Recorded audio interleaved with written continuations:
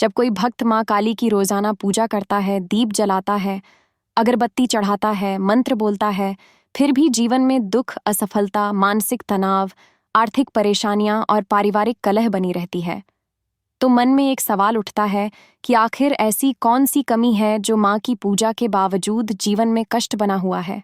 ये प्रश्न बहुत गहरा है और इसका उत्तर केवल बाहरी पूजा में नहीं, बल्कि भीतर की भावना, नीयत और जीवन के व्यवहार में छुपा है।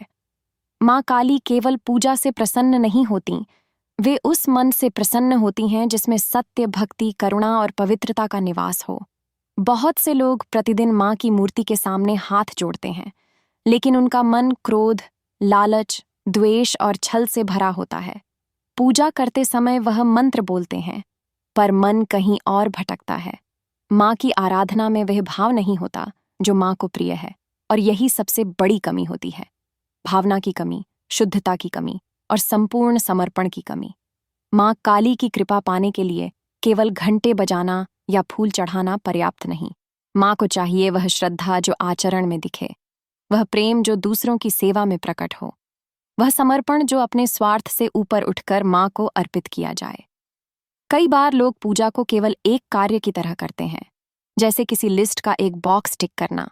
आज पूजा कर ली, लेकिन पूजा कर्तव्य नहीं, प्रेम होना चाहिए। माँ कहती हैं, अगर तू मुझे प्रेम करता है तो अपने जीवन में मेरे लिए स्थान बना, न कि केवल चौकी पर। रोज पूजा करने वाला अगर दिन भर झूठ बोले, अपशब्द कहे, रिश्तों को चोट पहुंचाए, जरूरतमंद को नजरअंदाज करे, तो माँ वहां नहीं रुकती। माँ की उपस्थिति वहां होती है जहां पवित्रता होती है, और वह पवित्रता केवल पूजा स्थान की नहीं, पूरे जीवन की होती है। बहुत बार भक्त ये सोचता है कि उसने तो सब विधि विधान से पूजा की, फिर भी कष्ट क्यों? तो उत्तर है, क्या तूने माँ को भीतर बुलाया? क्या तूने अपने कर्मों को माँ के सामने झुका दिया? क्या तूने भीतर की ईर्ष्या, गुस्सा और अहंकार को छोड़ा? माँ केवल उसी के जीवन में स्थायी रूप से रहती है जो स्वयं को माँ के चरणों में सौंप देता है, बिना शर्त, बिना दिखावे। कभी कभी माँ स्वयं भक्त की परीक्षा भी लेती हैं। वे देखती हैं कि क्या ये व्यक्ति केवल सुख की चाह में पूजा करता है या सच्चे प्रेम से। वह देखती हैं कि जब तक सब ठीक चल रहा है तब तक पूजा होती है, लेकिन जब कष्ट आता है तब भी क्या वही भक्ति, वही निष्ठा बनी रहती है? माँ काली की कृपा सदा सरल नहीं होती। वह तप से मिलती है, धैर्य से मिलती है, कर्मों की शुद्धता से मिलती है। इसलिए जब रोज पूजा करने के बावजूद जीवन में कष्ट बना हो, तो समझो कि अब पूजा को केवल क्रिया नहीं, साधना बनाना होगा। माँ को मंदिर में नहीं, अपने व्यवहार में लाना होगा।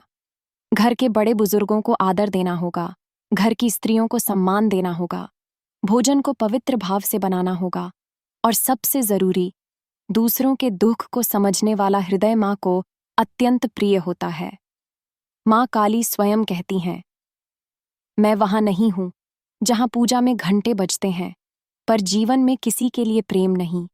माँ को प्रसन्न करने का सबसे सीधा मार्ग है, सच्चाई से जियो, प्रेम से बोलो, सेवा से जीतो, और जब पूजा करो तो ऐसा लगे जैसे माँ सामने खड़ी हैं, क्योंकि माँ देख रही होती हैं। केवल तुम्हारी पूजा नहीं, बल्कि वह देख रही होती हैं कि पूजा के बाद तुम अपने व्यवहार में क्या बदलते हो। माँ को केवल वही पूजा प्रिय है जो व्यक्ति के जीवन को भी बदल दे। अगर पूजा के बाद भी तुम वैसे ही गुस्से वाले, लालची, आलसी या निष्ठुर बने रहते हो, तो माँ केवल फूल स्वीकार करेंगी, कृपा नहीं देंगी। इसलिए यदि रोज पूजा के बाद भी जीवन में कष्ट है, तो यह माँ की नाराजगी नहीं, बल्कि माँ का संकेत है। अब सिर्फ पूजा नहीं, अब अपना जीवन भी बदल। मैं तेरे साथ हूं, पर तू खुद को मेरे योग्य बना, फिर देख मैं तुझे कैसे कष्टों से निकालती हूं। और जब भक्त यह बात समझ लेता है, तो उसकी पूजा, उसका जीवन और माँ की कृपा तीनों एक हो जाते हैं, और तब कोई भी कष्ट स्थायी नहीं रहता। ऐसे ही माँ काली के बारे में और जानने के लिए वीडियो को लाइक करें, शेयर करें और सब्सक्राइब करना ना भूलें।